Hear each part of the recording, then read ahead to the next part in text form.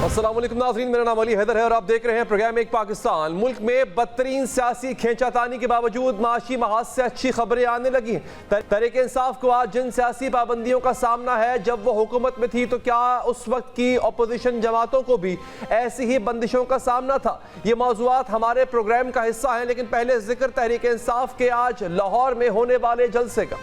तवील इंतजार के बाद पाकिस्तान तहरीक इंसाफ को 43 शराइत के साथ लाहौर में जलसा करने की इजाज़त मिली, लेकिन रिवायात से हटकर PTI का जलसा तयशुदा वक्त पर ख़त्म कर दिया गया।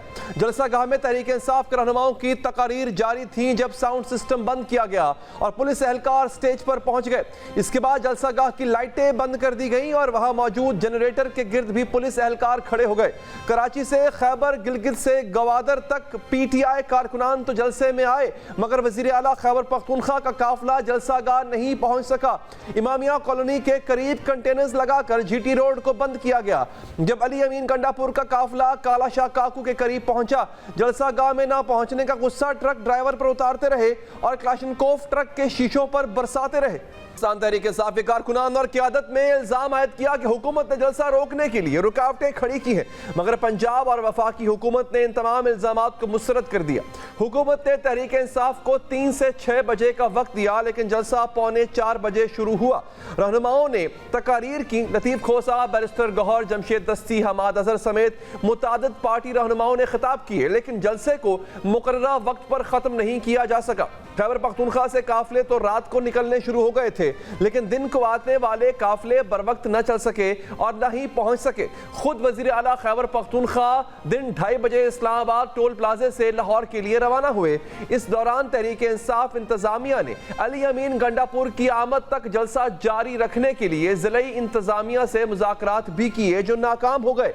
अब सवाल यह है कि तहरीक इंसाफ के जलसे को कामयाब करार दिया जा सकता है या नाकाम? PTI जलसे में अफराद की तादाद कितनी थी? वज़ीर इत्तलात पंजाब उस्मा बखारी ने तो जलसे को नाकाम तरीन करार दे दिया। 16 जो हैं वो लाहौर से उन्होंने जलसे में शिरकत की है। शेखुपुरा में 245 से 298 के करीब है। गुजरावाला में 65 से 85 लोग आए हैं। रावलपिंडी में 116 से 140 लोग आए हैं। फैसलाबाद से जो है वो 63 से लेकर 77 तक लोग जो है वो फैसलाबाद से जो है वो आए हैं। सरगोदा की हालत यह है कि 205 से लेकर 241 लोग पूरे सरगोदा से जो है वो जलसागाह में शामिल हैं। साहिवाल के जो है वो 26 से 32 लोग जो हैं वो मौजूद हैं। मुल्तान के 117 से 155 लोग मौजूद हैं। DG खान से मशहूर ज़माना हमारी पार्लिमानी लीडर जो है PTI की DG खान से, उनके साथ 100 से जो है वो 150 लोग जो हैं वो मौजूद हैं। इसी तमाम तर मामले पर बात करेंगे। इस वक्त हमारे साथ हमारे नुमाइंदगान मौजूद हैं। अरसलान हैदर इस वक्त मौजूद हैं रिंग रोड पे, जहां के करीब बिल्कुल करीब है जिससे मवेशी मंडी। अरसलान, ये बताइएगा कि क्या तमाम जो जलसे के शुरका हैं वो वापस जा चुके हैं? ये सवाल है और ये सवाल थोड़ी देर में हम उनसे पूछेंगे, क्योंकि हमारे साथ फिलहाल वो लाइन पर नहीं है। आज पूरा दिन इंटरनेट के साथ भी छेड़छानी की जाती रही है और आपको बताते चलें कि आज का दिन जो है वो बड़ा हंगामा खेज था। समझ से बालातर है कि जब जलसे की इजाज़त दे दी गई तो फिर कंटेनर लगाकर रास्ते में ट्रक खड़े करके लोगों का रास्ता क्यों रोका गया? मेरे साथ जो आप विजुअल्स देख रहे हैं, उस विजुअल्स में भी आप देख सकते हैं कि अली अमीन गंडापुर जो वज़ीर आला खैबर पख्तूनख्वा हैं, जलसे में शिरकत के लिए निकले थे, लेकिन रास्ते में ट्रक खड़े करके, कंटेनर खड़े करके उनका रास्ता रोका गया है। हुकूमत इस बात को मानने को तैयार नहीं है। भले तैयार ना हो, लेकिन जो विजुअल्स हैं, जो कैमरा है वो झूठ नहीं बोलता। कैमरा यही दिखा रहा है कि लोगों के रास्तों में रुकावटें डाली गई थी। अलबत्ता आज का जो जलसा है वो अपने मुकर्ररा वक्त के करीब ही खत्म हुआ है। ये नहीं कह सकते कि जैसे कि अमूमन जलसे जो है वो बहुत देर तक चलते रहते हैं, 10-11 बजे तक जलसा चलता रहता है, लेकिन जो हम अगर वहाँ पे मामलात देखें जो जलसे के दौरान हुए तो नज़र ये आता है कि जलसा ख़त्म करवाया गया है। पुलिस स्टेज तक पहुँच गई थी।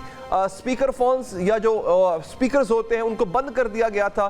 जनरेटर जिसकी बल पे सब कुछ चल रहा होता है वो भी पुलिस ने कब्जे में लेके उसको बंद कर दिया था।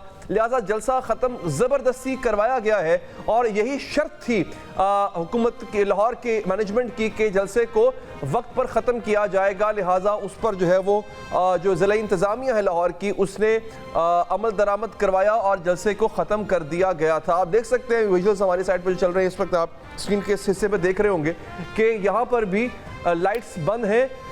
लोगों ने अपने मोबाइल टॉर्च जला लिए थे लेकिन जो लाइट्स हैं वो बंद कर दी गई थी। ये भी आप देख सकते हैं, ये वो इलाका है मवेशी मंडी का, वो इलाका लाहौर का जहां पे जलसा सजाया गया था लेकिन बर वक्त जलसा चूंकि ख़त्म नहीं किया गया पीटीआई का, लिहाजा इसको बाय फोर्स बज़ोर ताकत जो है वो बंद करवाया गया। स्पीकर ऑफ करवा दिए गए, जनरेटर बंद किया गया, जिसकी वजह से जो फ्लड लाइट्स लगी होती हैं, बड़ी बड़ी लाइट्स लगी होती हैं, वो लाइट्स भी बंद हो गई थी। अंधेरा छा गया था इस जगह पे। अब से थोड़ी देर पहले के नाज़रीन ये मनाजिर आप हमारी स्क्रीन पर देख रहे हैं। अब दूसरी बहस ये छिड़ पड़ी है कि जलसा कामयाब था, जलसा नाकाम था। वो तो हर जमात, जिस जमात ने जलसा किया वो उसको कामयाब करार देगी, जिस जमात की हुकूमत है यानी मुस्लिम लीग नून की, वो उसको नाकाम करार देंगे। ये अब फैसला अवाम के हाथ में है कि वो किसकी बात पे यकीन करेंगे। हर कोई अपनी अपनी पार्टी को सपोर्ट करेगा, अपने अपने मौक़िफ़ को सपोर्ट करेगा। लेकिन उसके बावजूद भी अगर हम देखें तो काफ़ी लोग नज़र आते हैं, काफ़ी लोग इस वक्त जो है वो जलसे में नज़र आ रहे हैं। हालांकि पाबंदियां हैं, रुकावटें हैं, उसके बावजूद भी लोग मौजूद हैं। हमें ज्वाइन किया है पाकिस्तान तहरीक इंसाफ के रहनुमा शुएब शाहीन साहब ने हमें ज्वाइन किया। सर आपका बहुत शुक्रिया। राना वहीद साहब हमारे साथ एक न्यूज़ के नुमाइंदे मौजूद हैं। मैं चाहूँगा एक दफ़ा ज़रा उनसे अपडेट ले लें, फिर मैं शुएब शाहीन साहब की जानिब बढ़ूंगा। राना साहब, अभी क्या सूरत हाल है? लोग वापस घरों को लौटने लगे हैं? जी बिल्कुल जो है अब इस यहाँ पे बिल्कुल जो है वो सन्नाटा है। कुछ देर कबल जो है अलीमीन गंडापुर का जो काफिला है वो रिंग रोड के ऊपर आया, चूंकि ये रिंग रोड से नीचे की जगह का तयन किया गया था जलसे का, और उनका जो काफिला था वो ऊपर से ही घूम के वापस चला गया है। और यहाँ पे हमने देखा कि शाम 6 बजे जब बजे तो उस वक्त जो है वो पुलिस जो है यहाँ पे पंडाल में दाखिल हुई और वहाँ पे उन्होंने जो साउंड सिस्टम है उसको पहले बंद करवाया। उनके जो लोग ऑपरेटर थे उनको साथ ही उन्होंने इकट्ठे करके वो साथ ले गई, जिसके बाद यहाँ पे लाइटिंग लगाई गई थी। उसके भी जो जनरेटर चलाने वाला ऑपरेटर था उसको भी पुलिस की जानिब से जो है आकर उन्हें बंद करवाया, फिर उनको साथ ले गई। तो आज शाम 5:30 बजे के करीब हमने देखा कि जलसागाह में लोग आए और यहाँ पे अगर अंदाजा किया जा सकता है चूंकि ये बहुत बड़ी जगह है जिसका इंतखाब किया इस दफा पीटीआई ने, और यहाँ पे अगर देखा जाए तो ये काना काछा का इलाका है। यहाँ पे मवेशी मंडी आरजी लगाई जाती है ईद कुर्बान के मौका के ऊपर। तो यहाँ पे अगर मैयर करने के हवाले से बात की जाए तो इस जगह को मैयर नहीं किया जा सकता, क्योंकि मीनारे पाकिस्तान जो है वहां पे अगर देखा जाए तो वहां पे मैयर करना आसान है, चूंकि वो कवर है तमाम जगहों के साथ ग्रेटर इकबाल पार्क। तो यहाँ पे भी ये बताया जा रहा है, हमारे जराये बताते हैं कि 20 से 25 हजार लोग जो थे यहाँ पे जलसागाह में दाखिल हुए, और चूंकि मुख्तलिफ रिपोर्ट्स हैं और यहाँ पे अगर देखा जाए तो एक एंट्री दाखिली रास्ता बनाया गया था, एक एग्जिट दाखिला बनाया गया था। और ये मजेदारी की बात यहाँ पे ये थी कि पीटीआई को ये अंदाजा नहीं था कि चूंकि ये सेंटर बनता है, पीटीआई के लिए लोग जमा करना आसानी इसलिए भी हो गई कि चूंकि ये कसूर और लाहौर के वस्त में वाक़या जगह है जिसमें रिंग रोड लगता है। फिरोजपुर रोड जो कसूर से मिलता है लाहौर से, वो भी रोड इसको लगता था। और इसी तरह अगर बात की जाए तो रायवेंट का जो यहाँ पे हल्लों की इंटरचेंज से भी आप इसमें दाखिल हो सकते थे। तो ये चारों तरफ से जो है इस जलसा में दाखिले के लिए जगह मौजूद थी, लेकिन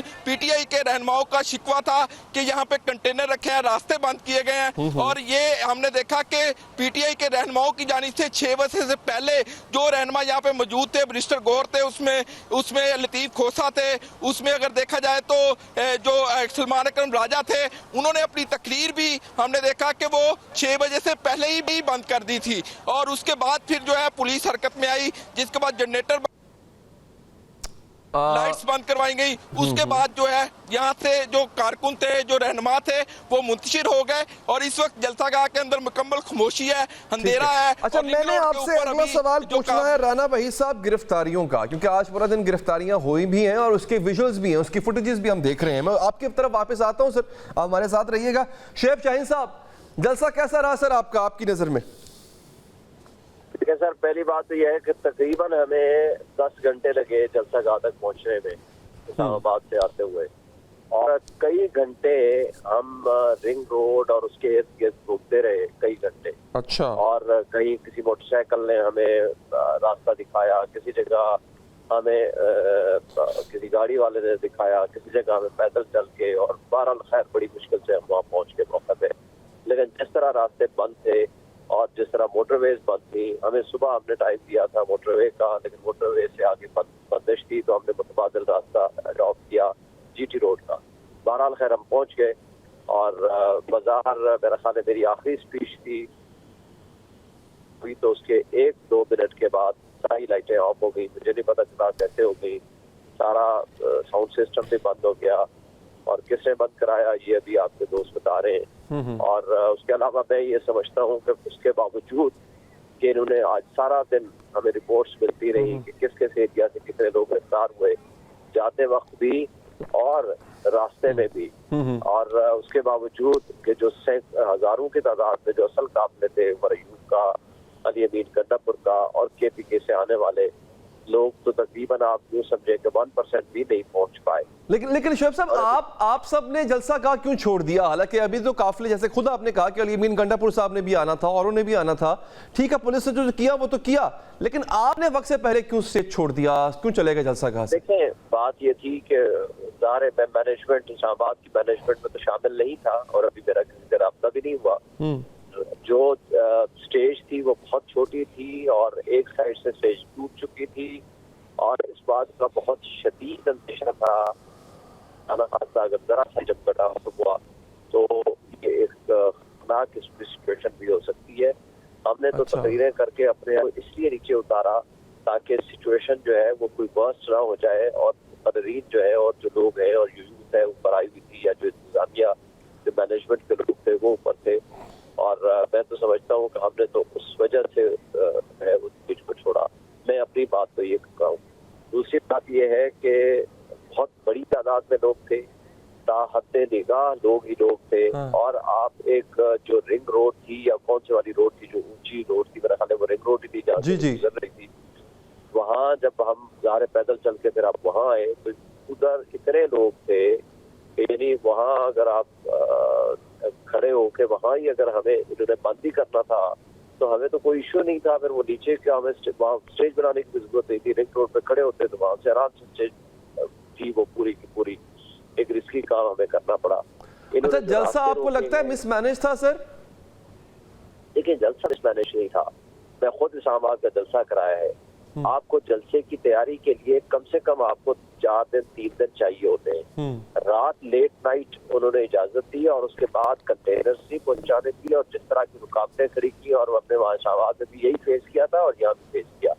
मसला ये था कि ये तो मैं बहुत सलाम पेश करता हूँ और अप्रिशिएट करता हूँ लाहौर की मैनेजमेंट को, जिन्होंने एक रात के नोटिस पे, जो कि वहाँ ये भी मुश्किल था कि वहाँ को कंटेनर जाने की इजाजत नहीं, हर तरफ कंटेनर ही कंटेनर लगे हुए हैं, उसके बावजूद उन्होंने मैनेजमेंट संभाली, उन्होंने इतना बड़ा स्टेज भी बनाया, वो के ज़ाहिर उस लिहाज से तो मुकम्मल नहीं था जितना होना चाहिए था, और उसके बावजूद क्योंकि इतने बड़े जलसे के लिए इसका 4 गुना बड़ा स्टेज बनता है जो उसूली तौर पर जो रिक्वायरमेंट होती है, लेकिन ज़ाहिर है न वो कंटेनर्स थे, न वो टाइम था, वो वहाँ कन्वेंस के मुताबिक वहाँ पहुँच पाए। लेकिन इस सब कुछ के बावजूद बेहतरीन ऑर्गेनाइज किस्म का जलसा था, लोग चार्ज थे। यकीन करें कि मैं स्टेज पे आया, मैंने वेव किया, एक एक बंदे की आवाज हमारे कानों तक पहुंची, इतनी मोहब्बत, इतना जुनून। एक बात अच्छा, लेकिन शोएब साहब, हमने वो फुटेजेस देखी हैं जिसमें अली अमीन गंडापुर साहब वो वजीर आला के ओहदे पे, आईनी ओहदे पे हैं, वो हाथ में क्लाशनकोफ पकड़े, वो एक ट्रक के शीशे तोड़ रहे हैं और धमका रहे हैं। ये क्या था सर? और क्या एक वजीर आला को, माना कि रुकावटें थी, लेकिन क्या वजीर आला को जेब देता है ये सब कुछ करना? देखें, इन कठपुतलियों को, इन पक्के के डाकों को ये शर्म व हया गैरत खत्म हो गई कि जब आपने NOC दे दिया, एक वजीर आला अगर उसमें शिरकत करने आ रहा है, वो इस पाकिस्तान का शहरी है, इस मुल्क का सिटीजन है, और वो हमारा चीफ है, वो यहाँ उसने आके स्पीच करनी थी और आपने उसको आने नहीं दिया, उसके रास्ते बंद कर दिए। ये बेशर्मी की हद है। वो उसके मुताबिक जिन लोगों ने रास्ते ब्लॉक किए सुप्रीम कोर्ट की फैजाबाद धरना जजमेंट की रोशनी में, ये कॉन्स्टिट्यूशन की वायलेशन है। ये जो शाहराह है, ये हर बंदे का फंडामेंटल राइट है कि वो वहां पहुंचे और आए। उसने कोई जुर्म नहीं किया, उसने इनको सिर्फ ये कहा है कि आपने क्यों रास्ते ब्लॉक किए हुए। और जिस तरह हमने सफर किया, फेस किया, मैं और गौहर एक ही गाड़ी में थे, बैरिस्टर गौहर साहब हमारे चेयरमैन, और जिस तरह हमने फेस किया और जिस तरह की तकलीफों से हम गुजरे हैं वो हमें पता है। और हमारे साथ पूरा काफिला तकलीफों से गुजरा, कोई किधर से आया। लेकिन बात यह है कि ये तो सारे लोगों को नजर आता है कि उसने क्लाशुक को पकड़ी और उनको कहा कि जी आप रास्ते ब्लॉकेट खत्म करें। उसका ये कहना कि ब्लॉकेट खत्म करें वो जायज मुतालबा है, लेकिन जिन लोगों ने ब्लॉक लाई है, जिन कठपुतलियों ने और जिन लोगों ने, जो हारे हुए लोग हैं, फॉर्म 47 की पैदावार है और जिनको हर वक्त धड़का और खतरा लगा रहता है अवाम से, उनको रास्ते रोकना अपने ही एनओसी, अपने ही आर्डर्स की वायलेशन है। तो उनको असल में बात है। और हमारे कई हजारों की तादाद में लाहौर से और मुख्तलिफ जगहों से आते हुए लोगों को उसने गिरफ्तार किया, और वो तो पता चलेगा कि किन लोगों को रात। अच्छा, मैं अभी एक जरा शेफ साहब गिरफ्तारियों पे आता हूँ। ये गिरफ्तारियां क्यों हुई? अरसलान हैदर हमारे साथ मौजूद है, हमारे नुमाइंदे। सर शेफ साहब हमारे साथ रहिएगा, मैं चाहता हूँ जरा आप भी अपडेटेड हो जाएं कि गिरफ्तारियां कहाँ कहाँ कितनी कितनी हुई। अरसलान, एक तो बताइएगा आप इस वक्त कहाँ मौजूद है, क्या सूरत हाल है? और आज पूरा दिन हुकूमत ने रुकावटें भी जारी रखी, गिरफ्तारियां भी की। गिरफ्तार होने वाले लोग कौन थे, क्यों गिरफ्तार किया जा रहा था इनको? जी देखें, इस वक्त सबसे पहले तो मैं बताता हूँ आपको कि मैं लाहौर रिंग रोड पर जो है वो खड़ा हुआ हूँ, क्योंकि इस रिंग रोड से जहाँ पे मैं खड़ा हूँ, यहाँ से कुछ देर कबल जो वज़ीर आला KP के थे अली अमीन गंडापुर, उनका काफिला यहाँ से गुजरा और यहाँ पर ईस्टर्न बाईपास के आगे सबसे बड़ी रुकावटें लगाई गई थी उनके काफिले को रोकने के लिए, जहाँ पर पुलिस की भारी नफरी मौजूद थी, कंटेनर्स लगाए गए थे, लेकिन उनके साथ जो बड़ी तादाद में जो लोग थे, तकरीबन 500 से 600 गाड़ियाँ थी और इसके साथ वीको डाले थे, बसें थी और 5 से 6 हज़ार, ये पुलिस रिपोर्ट के मुताबिक उनके साथ एक ये काफिला था, जिन्होंने वहां आकर पहले पुलिस पर पथराव किया, जिसके बाद पुलिस पीछे हटकी और उस मोब को वहां से गुजरने दिया गया। उनके साथ क्रेन्स भी मौजूद थी और रिंग रोड पर मुख्तलिफ इंटरचेंजेस के ऊपर वहाँ पर रुकावटें लगाई गई थी, जिन्हें उनका काफिला जो था क्रेनों के जरिए हटा रहा था, या पुलिस अगर उन्हें रेजिस्ट करती थी तो पुलिस पर पथराव किया जाता था, जिसके बाद पुलिस पीछे हटती थी और फिर वो काफिला आगे निकल जाता था। इस वक्त उनका काफिला जो है वो जलसागाह पहुँचकर वहाँ से भी निकलकर अब जो है वो जोहर टाउन, ये जो लेक सिटी के करीब इंटरचेंज है, वहाँ से जो है वो नीचे उतर चुका है। उसके बाद और अभी तक रवा दवा है, अभी ये नहीं पता कि वो जा कहाँ रहे हैं। इसी तरह दिन के जो मुख्तलिफ औकात थे, लाहौर के तमाम दाखिली और खारजी रास्ते हमने विजिट किए हैं, वहाँ वो मुकम्मल तौर पे ट्रैफिक के लिए बंद है। जैसे सबसे पहले शादरा जो सबसे अहम दाखिली खारजी रास्ता है, वो भी मुकम्मल तौर पे दोनों तरफ से ट्रैफिक के लिए बंद था। सगिया पुल का वो भी दोनों तरफ से ट्रैफिक के लिए बंद था। मोटरवे M2 बाबू साहब इंटरचेंज वो भी हर तरह की ट्रैफिक के लिए बंद था और सबसे अहम जो ठोकर न्याज बेग इंटरचेंज था वो भी ट्रैफिक के लिए बंद। पहले तो रिंग रोड के जो मुख्तलिफ इंटरचेंजेस थे ये खुले हुए थे, लेकिन जैसे ही उनका काफिला लाहौर में दाखिल हुआ तो इसके भी तमाम इंटरचेंज जो पूरा रिंग रोड है, इन्हें मुकम्मल तौर पे हर तरह की ट्रैफिक के लिए बंद कर दिया गया। सड़कों पर लोग, शहरी तो खवार होते रहे ट्रैफिक की वजह से, लेकिन रिंग रोड पर भी काफ़ी तसादुम देखने में नजर आया पुलिस और इनके काफिले के दौरान माबैन। तो अब जो है वो काफिला यहाँ से निकल गया, लेकिन अब मोटरवे रिंग रोड के ऊपर ट्रैफिक जो है वो कई से बहाल कर दी गई है और यहाँ पे बहाल होना भी शुरू हो गया। इसी दौरान पुलिस की जानिब से काफ़ी गिरफ्तारियाँ भी की गई हैं। पुलिस की जानिब से फहरिस्तें तैयार की गई थी जो 9 मई के इश्तिहारी थे उनकी, पुलिस जो है उन्हें बाकायदा चेक कर रही थी, मॉनिटर कर रही थी और लेकिन जैसे ही जो तसादुम के दौरान गिरफ्तारी अमल में लाई, उनकी कोई अभी काउंटिंग अगर हम कुछ भी कहें कि वो 100 लोग थे या 200 लोग थे, अभी ये कुछ भी कहना कबल इस वक्त है, क्योंकि रात से ही गिरफ्तारियों का सिलसिला जारी था। जैसे ही रात को अनाउंसमेंट होती है कि काना जो मवेशी मंडी है वहाँ पर इन्हें जलसे की इजाज़त दी जाएगी, तो उसके तकरीबन आधे घंटे के अंदर ही पुलिस ने जो है वो तमाम तर रास्तों को बंद कर दिया था और कंटेनर्स लगा दिए गए थे वहाँ पे और हर तरह की ट्रैफिक वहाँ पे आने जाने के लिए रोक दी गई थी। अच्छा, जो लोग मैं इस पे आता हूँ अरसलान, हिरासत में लिया। हाँ मैं एग्जैक्टली अरसलान में आप मुझे बताइएगा, हिरासत में जो लीडरान हैं, राना साहब, लीडरान कौन कौन से जिनको हिरासत में लिया गया? राना वहीद, चले शेख साहब आपके इल्म में है सर, आपके कौन कौन से लीडरान इस वक्त हिरासत में है सर? सर लीडरान का ज्यादा नहीं पता मुझे, तो अली इजाज भुट्टर का पता चला था जो हमारा फॉर्म 45 का MNA है, अलीम खान के मुकाबले में जीता था, उसका काफिले समेत बहुत सारे लोगों को गिरफ्तार किया उसके काफिले में से, और कुछ और हमारे वर्कर्स हैं उनके नाम आए, उनको गिरफ्तार किया।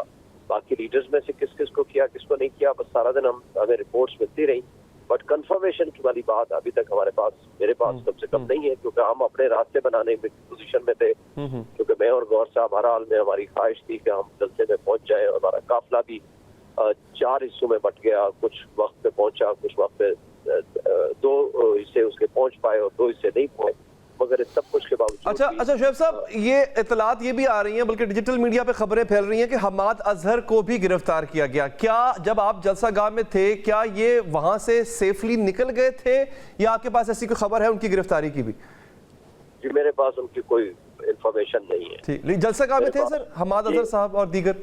जब मैं ऊपर पहुंचा हूँ जलसा गाह में, उस वक्त हमाद अजहर साहब स्टेज पे नहीं थे। उस वक्त बाकी लोग थे, हमाद अजहर साहब नहीं थे। आई थिंक शुएब साहब, हमारे नुमाइंदा अरसलान हैदर के पास इस हवाले से खबर है, गिरफ्तारियों के हवाले से। आई गेस वो आपके और मेरे नाजरीन के नॉलेज में भी इजाफा हो जाएगा कि कौन कौन जो है वो इसमें गिरफ्तार है, क्यों गिरफ्तार किया गया। एक मुख्तसर सा वक्फा लेंगे, वक्फे के बाद हाजिर होंगे नाजरीन।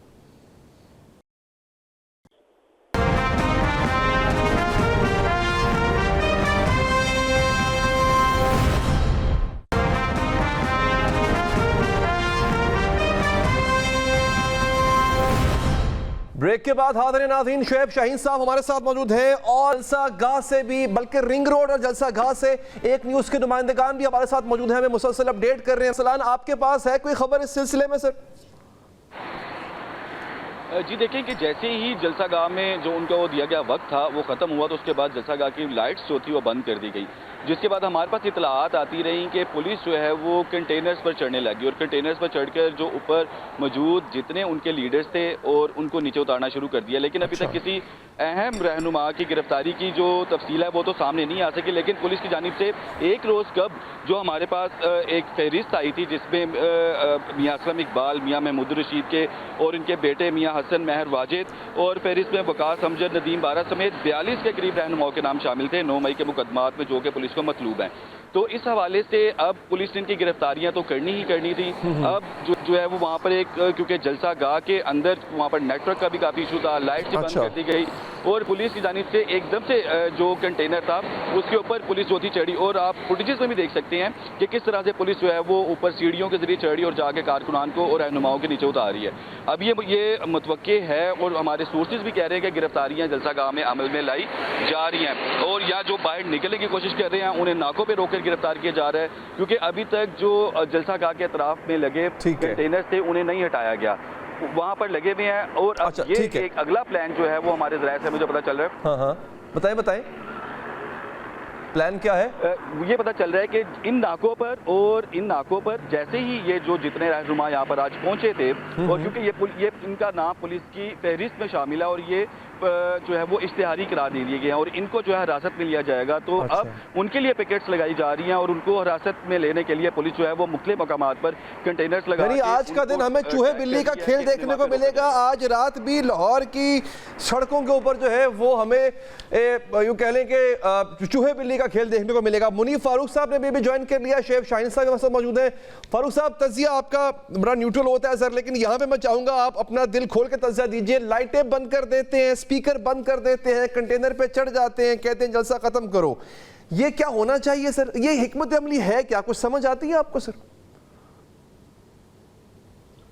देखिए, मेरे ख्याल में कोई भी जलसा थोड़ी बहुत तो उसके अंदर फ्लेक्सिबिलिटी गवर्नमेंट को दिखानी चाहिए, लेकिन इशू ये है कि या तो तहरीक इंसाफ के मुंतजमीन को इस बात पर नेगोशिएट करना चाहिए था कि ये जो 3 से 6 बजे का वक्त है ये नहीं 6 से 9 किया जाए या 5 से 9 किया जाए। जब कल बाकायदा तौर पर पंजाब हुकूमत से नेगोशिएट किया और टाइम पहले शायद 3 से 5 था या 2 से 5 था, उसको नेगोशिएट करके 3 से 6 करवाया गया, तो फिर कल ही उन्हें कहना चाहिए था कि 3 बजे तक लोग नहीं पहुंच पाएंगे या खैबर पख्तूनख्वा से लोग नहीं आ पाएंगे। तो मेरे ख्याल में फिर ये तो जिम्मेदारी जहां हुकूमत को चले, हम कह सकते हैं कि आपको ज्यादा फ्लेक्सिबिलिटी दिखानी चाहिए, लेकिन हुकूमत ने तो कल एनओसी जारी किया और उसके साथ शराइत भी रखी। शराइत पूरी होना तो चले बात की बात है, टाइम तो पता था सबको किस पर स्टार्ट होना चाहिए और किस पर खत्म करना है। अब अगर तहरीक इंसाफ की क़यादत या लोग ये चाह रहे हैं कि जलसा आगे चले, तो फिर उनको वक्त पर पहुंचना चाहिए था, क्योंकि उन्होंने टाइम एग्री किया हुआ था गवर्नमेंट से। जलसा शुरू हो जाए और आधा घंटा 50-30 मिनट आगे चला जाए, 25 मिनट चले, वो और बात है। लेकिन यहाँ तो जलसा अभी शायद मुकम्मल तौर पर शुरू भी नहीं हुआ और इस बात को ख़त्म कर दिया गया है। लिहाजा फिर अब ये जिम्मेदारी तो तहरीक इंसाफ की क़यादत पर भी आती है।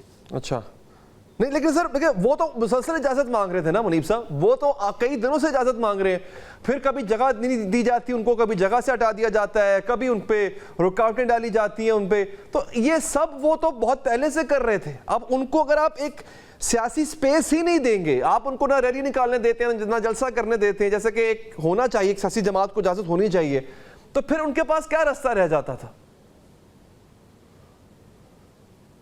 देखिए, 2-3 चीजें हैं जो आपने पूछी है। सबसे पहले तो ये कि अगर इंतजामिया से इजाजत मांगी जा रही थी तो इंतजामिया को भी मैं कहता हूँ कि थोड़ी फराख दिली करनी चाहिए। 3 घंटे अगर वो कह रहे हैं 4 कर देने चाहिए थे, लेकिन ठीक है।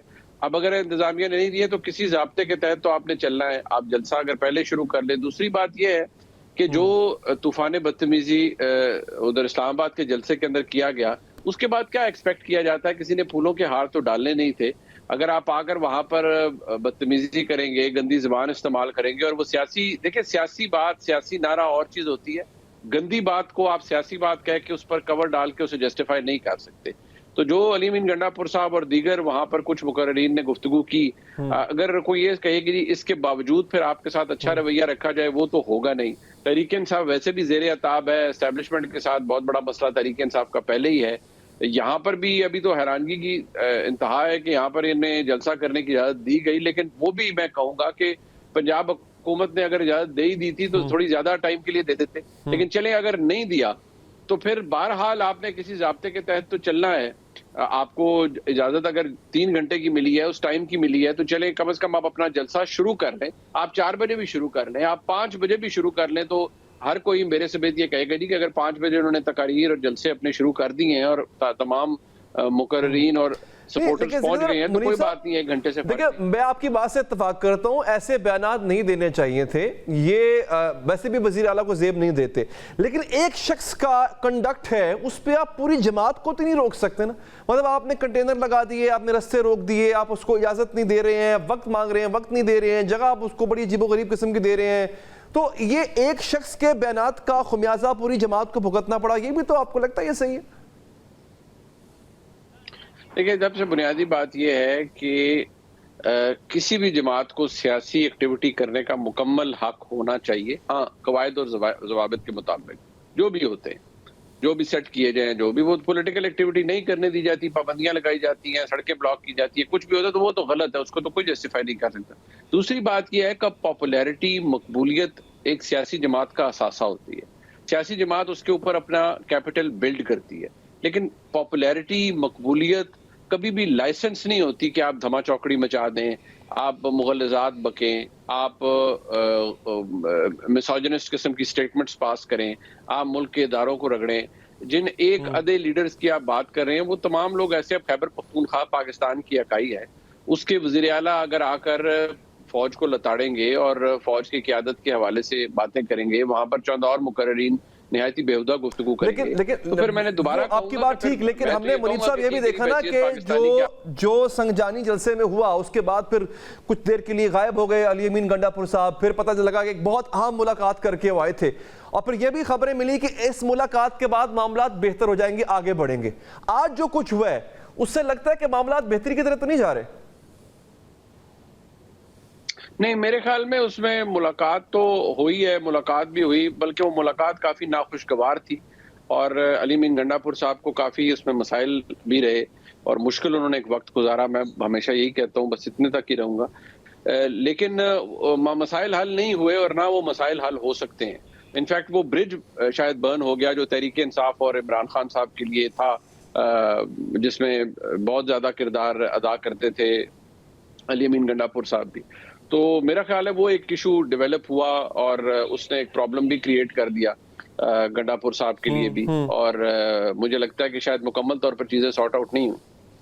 सर, हमने ये भी देखा है कि आईनी तरमीम के बाद जो है वो एक ऑर्डिनेंस जारी होता है, जस्टिस काजी फायजी साहब ने बेंच बनाने वाली कमेटी से जस्टिस मुनीब को निकाल दिया, स्पीकर की तरफ से खत लिखकर पीटीआई को बिल्कुल यूँ कह लें कि कागजों में पार्लियामेंट से बाहर निकाल दिया। अभी जो एक आइसोलेशन हम देख रहे हैं कि इस आईनी तरमीम की तरफ दोबारा जाने का हुकूमत इरादा रखती है, पीटीआई को आइसोलेट करना चाहती है और लग रहा है कि एक तरह से अदलिया से भी महाजराई अपनी रखना चाहती है। ये हालात किधर जाते देख रहे हैं आप? देखिए, तरमीम तो इरादे करने का मुकम्मल इरादा है और जो स्पीकर साहब की तरफ से किया गया उसके ऊपर दो राय हैं। एक ये कि कानूनी तौर पर दुरुस्त नहीं है जो स्पीकर साहब ने किया, दूसरी राय जो हुकूमत की है वो ये कि बिल्कुल दुरुस्त है, कानून तब्दील हो गया, लिहाजा पार्टी पोजीशन चेंज हो गई। जो ऑर्डिनेंस जारी किया प्रैक्टिस एंड प्रोसीजर एक्ट के अंदर तरमीम का, वो एक डेस्परेट मूव थी हुकूमत की जानिब से, और जिस बर्क रफ्तारी से काजी फाइसा साहब ने उसके ऊपर अमल किया है, तो अपने ही बहुत से प्रेसिडेंट्स को उन्होंने अनडू किया है। अगर मैं ये कहूं कि पाकिस्तान की अदालती तारीख का उन्होंने एक यू टर्न भी ले लिया है, तो शायद ये गलत नहीं होगा। लेकिन जब चीजें इतनी एबनॉर्मली एग्रेसिव हो जाएं तो फिर बहुत कुछ हो रहा होता है। मैं कुछ दिन पहले भी मैंने कहा था, वो आप इशारों में ही बात कर सकते हैं कि all hell to break loose. तो यही होता है कि फिर आप चीज नजर। बहुत बहुत शुक्रिया मुनीफ फारूक साहब, आपने हमारे प्रोग्राम के लिए वक्त निकाला। राना वहीद और अरसलान हैदर हमें अपडेट कर रहे थे, आपका भी बहुत बहुत शुक्रिया। शोएब शाहीन साहब, आपका भी बहुत बहुत शुक्रिया कि आप हमारे साथ मौजूद थे। नाज़रीन, आगे बढ़ेंगे। कभी रास्तों में कंटेनर्स, कभी कारकुनों की पकड़ धकड़, कभी गिरफ्तारियां, छड़ियां और हथकड़ियां, कभी इजाजतनामों के लिए चक्कर फेरियां। ये हैं वो हालात जिनमें आज तहरीक इंसाफ ने जलसा किया। सोचने की बात यह है कि जलसे करना अगर जमहूरी हक है तो जमहूरी हुकूमतों में सियासी जमातों को जलसे करना इतना मुश्किल क्यों है? जो आज हुक्मरान हैं, जब वो जलसों पर पाबंदी लगाते हैं तो ये क्यों भूल जाते हैं कि कभी वो भी ऑपोजिशन में थे और आगे चलकर इन्हें फिर ऑपोजिशन में जाना पड़ सकता। तहरीक इंसाफ ने आज जो जलसा किया है, इसके लिए गुज़िश्ता शाम जाकर बताया गया कि वो जलसा किस जगह कर सकते हैं। इससे पहले जलसे की इजाजत के लिए ही तहरीक इंसाफ को लाहौर हाई कोर्ट का रुख करना पड़ा था। फिर जब जलसे की इजाजत मिल गई, जलसागाह की निशानदही कर दी गई, तो खबरें आने लगी कि रास्ते रुकावटें रखकर बंद किए जा रहे हैं। हुकूमत फिर भी यही दावा कर रही है कि इसने कोई रुकावटें खड़ी नहीं की। ताहम मीडिया चैनल्स पर खबरें हैं कि इस्लामाबाद लाहौर मोटरवे जुज़वी बंद की गई, जिससे सॉल्ट रेंज पर गाड़ियों की लंबी कतारें लग गई।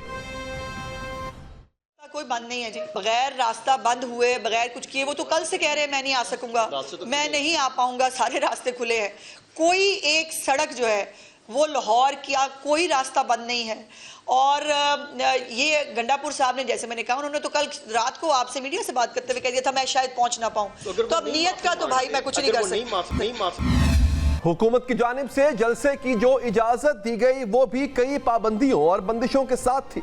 एक पाबंदी तो ये थी कि जलसा दोपहर 3 बजे शुरू होगा और 6 बजे खत्म कर दिया जाएगा। इस बात का भी पाबंद किया गया कि वजीर आला खैबर पख्तूनख्वा 8 सितंबर को इस्लामाबाद में की गई तकरीर की माफी मांगेंगे।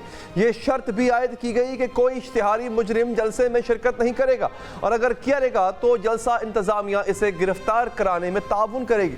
इससे पहले इस्लामाबाद में जलसे के मौका पर भी पुलिस की जानिब से कारकुनों पर आंसू गैस के शल बरसाए गए थे। तहरीक इंसाफ के रहनुमाओं पर मुकदमात दर्ज किए गए थे और पार्लियामेंट के अहाते के अंदर से इन्हें गिरफ्तार किया गया था।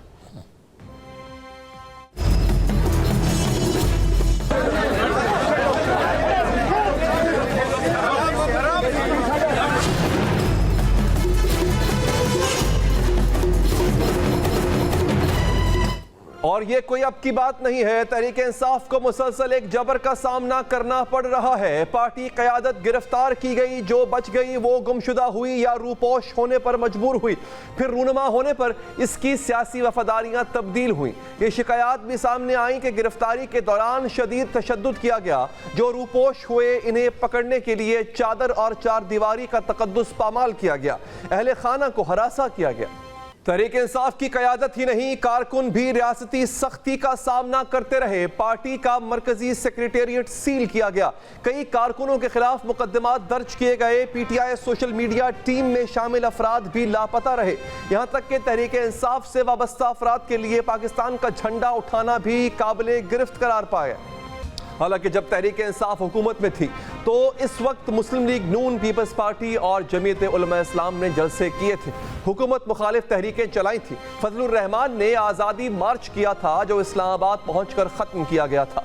बिलावल भुट्टो कराची से अवामी मार्च लेकर इस्लामाबाद आए थे। तहरीक इंसाफ के वज़ीर आज़म को हटाने की बातें की गई थी, हुकूमत छोड़ने के अल्टीमेटम दिए गए थे। बताया गया था कि इनके एहतजाज से हुकूमत की टांगें कांप रही हैं। ऐसी काबिल एहतसामी आज पाकिस्तान पर हुकूमत कर रही है, क्या हम इसकी हुकूमत को तस्लीम कर सकते हैं? तो बात बड़ी वाज़ेह है कि इन हुक्मरानों को जाना होगा और इसके अलावा अब तुम्हारे पास कोई और चारा नहीं। जब तहरीक इंसाफ इन जलसों और इन तकारीर की इजाज़त दे रही थी तो आज तहरीक इंसाफ के लिए ये इजाज़त क्यों नहीं है? मरियम नवाज आज पंजाब की वज़ीर आला है। जब वो अपोजिशन में थी और तहरीक इंसाफ की हुकूमत में थी तो उन्होंने भी लाहौर से इस्लामाबाद तक मार्च किया था और इस मार्च की इजाज़त भी इन्हें मिली थी। तहरीक इंसाफ हुकूमत ने इस मार्च पर पुलिस की लाठियां नहीं बरसाई थी, आंसू गैस की शेलिंग नहीं की थी, मार्च में शामिल नून लीगी क़यादत को गिरफ्तार नहीं किया गया था। जलसों की इजाज़त न देना, जलसा गाह में कुर्सियां, साउंड सिस्टम, ट्रांसपोर्ट और दीगर सहूलियात फराहम करने वालों के खिलाफ कानूनी कार्रवाई की धमकियां देना, ये शिकायत तब भी आती थी जब तहरीक इंसाफ हुकूमत में थी, लेकिन तब ये शिकायतें महदूद पैमाने पर थीं। नाज़रीन, एहतजाज करना, जलसे करना, रैलियां निकालना सियासी जमातों का हक होता है। जो आज तहरीक इंसाफ के जलसों में रुकावटें डाल रहे हैं वो याद रखें कि जब तहरीक इंसाफ हुकूमत में थी तो उसके दौर में उन्होंने जलसे भी किए थे, हुकूमत के खिलाफ तकारीर भी की थी और मार्च भी किया था। अगर तब इन्हें यह करने की इजाजत थी तो आज इन्हें अपनी मुखालिफ जमात को यह करने की इजाजत देनी चाहिए। इसके साथ यहां पर एक वक्फा लेंगे, वक्फे के बाद हाजिर होंगे।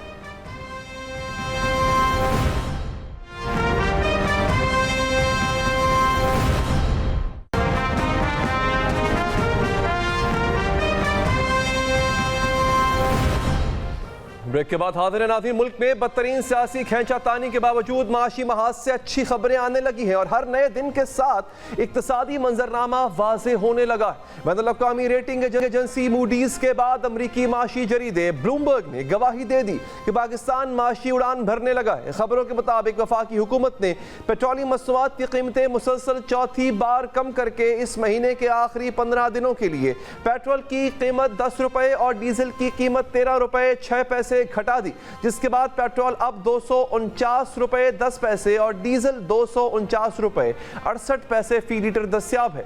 इदारा शुमारियात की रिपोर्ट के मुताबिक पाकिस्तान में महंगाई भी तकरीबन 3 साल बाद सिंगल डिजिट पर आ गई और अगस्त में महंगाई की शरह 9.64% रिकॉर्ड की गई। इंटरबैंक में रुपए के मुकाबले डॉलर भी मुसलसल सस्ता हो रहा है। आज भी रुपए के मुकाबले में अमरीकी करेंसी की कीमत में 7 पैसे की कमी रिकॉर्ड की गई, जिसके बायस इंटरबैंक में डॉलर 277 रुपए 84 पैसे पर बंद हुआ। इसी तरह इस साल अप्रैल के बाद इंटरबैंक में डॉलर 278 रुपए की सतह से नीचे बंद हुआ। 2 रोज पहले पाकिस्तान स्टॉक एक्सचेंज भी 100 इंडेक्स तारीख की बुलंद तरीन सतह पर पहुंच गया। पाकिस्तान स्टॉक एक्सचेंज का 100 इंडेक्स इजाफे के साथ पहली बार 82,000 की हद छू गया। ब्लूमबर्ग ने पाकिस्तान स्टॉक मार्केट को 2024 में दुनिया की बेहतरीन मार्केट करार दिया और कहा कि पाकिस्तान स्टॉक एक्सचेंज का 100 इंडेक्स एक दहाई की सबसे ज्यादा बैरूनी खरीदारी पर बंद हुआ। ब्लूमबर्ग के मुताबिक पाकिस्तान के इक्तिसादी और माशी अशारिये काफी मस्बत आ रहे हैं। ब्लूमबर्ग के मुरतब करदा अदादोशुमार से पता चलता है कि बैरूनी फंड ने रवां साल 8.7 करोड़ डॉलर मालियत के शेयर्स खरीदे, जो कि एक मस्बत इशारा है। मकामी हिस्स में गैर मुल्की सरमायाकारों की 87 मिलियन डॉलर की खरीदारी हुई, जो 2014 के बाद सबसे ज्यादा है। यही नहीं, अगस्त में कारोबारी तबके के एतमाद में भी इजाफा हुआ। मरकजी बैंक का बिजनेस कॉन्फिडेंस इंडेक्स 51% हो गया, जबकि सर्विसेज सेक्टर में एतमाद 52% बढ़ा। स्टेट बैंक की शरह सूद 17.5% है, जबकि बैंकों की मयारी शरह सूद 17% की नफसियाती हद से नीचे आ गई। ब्लूमबर्ग की रिपोर्ट में कहा गया कि हालिया महीनों में मुल्क के करंट अकाउंट बैलेंस में भी बेहतरी आई है और मरकजी बैंक ने शरह सूद में कमी की, क्योंकि अफरात ज़र तकरीबन काबू में है। एक हफ्ते के दौरान स्टेट बैंक के ज़र मुबादला ज़खायर में भी 4 करोड़ 30 लाख डॉलर इजाफा रिकॉर्ड किया गया, जबकि मजमूई तौर पर मुल्की ज़खायर 14 अरब 82 करोड़ डॉलर्स की सतह पर आ गए। स्टेट बैंक ने दरामदात और बरामदात के अदादो शुमार भी जारी किए। पाकिस्तान ने अगस्त में दुनिया से 4 अरब 71 करोड़ डॉलर्स की अशिया खरीदी, जबकि दुनिया को 2 अरब 48 करोड़ डॉलर मालियत की अशिया फरोख्त की। जुलाई अगस्त में पाकिस्तान से खाने पीने की अशिया की एक्सपोर्ट में 42% इजाफा हुआ। चावल की बरामदात दुगनी हो गई और 46 करोड़ डॉलर के चावल एक्सपोर्ट किए गए।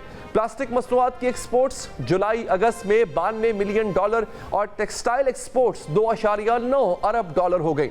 आईटी सेक्टर की बरामदात में भी इजाफा हुआ। अगस्त 2023 के मुकाबले में 2024 में आईटी सेक्टर की बरामदात 27% बढ़ी और आईटी बरामदात 29 करोड़ 80 लाख डॉलर तक पहुंच गई। अगस्त 2024 के दौरान तरसीलात ज़र में भी 40% इजाफा रिकॉर्ड किया गया और रोशन डिजिटल अकाउंट्स के जरिए तरसीलात ज़र का हजम $8 अरब से तजावुज कर गया। स्टेट बैंक के अदाद-ओ-शुमार के मुताबिक इस माली साल के पहले 2 महीनों में जुलाई और अगस्त के दौरान बराह रास्त गैर मुल्की सरमायाकारी में भी 56% का इजाफा हुआ। यही नहीं, वफाकी वजीर खजाना मोहम्मद औरंगजेब ने भी खुशखबरी सुनाई कि दोस्त मुल्कों की यकीन दहानियों के बाद IMF कर्ज की फरहमी पर रजामंद हो गया। IMF के साथ $7 अरब का प्रोग्राम है और पाकिस्तान की मजमूई ज़रूरियात $12 अरब की हैं। उधर ये भी खबरें हैं कि सऊदी अरब ने $5 अरब, UAE ने 3 और चीन ने $4 अरब की कर्ज अदायगी मौखर करने की यकीन दहानी करा दी, जबकि एशियाई तरक्याती बैंक ने पाकिस्तान के लिए $32 करोड़ कर्ज की मंजूरी दे दी। माशी महाज पर एक और अहम पेशरफ्त हुई है और पाकिस्तानी सॉफ्टवेयर हाउस नेटसोल ने अमेज़न वेब सर्विसेज के खुसूसी पार्टनर का स्टेटस हासिल कर लिया। इसके अलावा पाकिस्तान की सिटी फार्मास्यूटिकल अमेरिका को $30 लाख सालाना की अद्वियात एक्सपोर्ट करेगी। रूस पाकिस्तान को जदीद ज़रई मशीनरी देगा और खाद के कारखानों में जिद्दत लाएगा। चीनी कंपनी सिंध और पंजाब में 100 चीनी कंपनियों के लिए इंडस्ट्रियल पार्क बनाएगी, जिनसे $5 अरब एक्सपोर्ट मुतवक्के है। हुकूमत ने एक और अहम कदम उठाया है और 5 IPPs बंद करने का फैसला कर लिया है, जबकि 100 के करीब IPPs से मुज़ाकरात चल रहे हैं। पंजाब में नवंबर से आवाम को सोलर पैनल्स मिलना शुरू हो जाएंगे, जबकि पंजाब में हर जिले में PHAK और डॉल्फिन फोर्स लॉन्च करने का फैसला किया गया है। शायद यही वो इक़दाम हैं जिनकी बुनियाद पर बैनुल-अक़वामी रेटिंग एजेंसी मूडीज ने पाकिस्तान की रेटिंग 1 दर्जा बेहतर कर दी है। इसके साथ ही अब तक के लिए इतना ही। मुझे दीजिए इजाजत। अल्लाह निगहबान।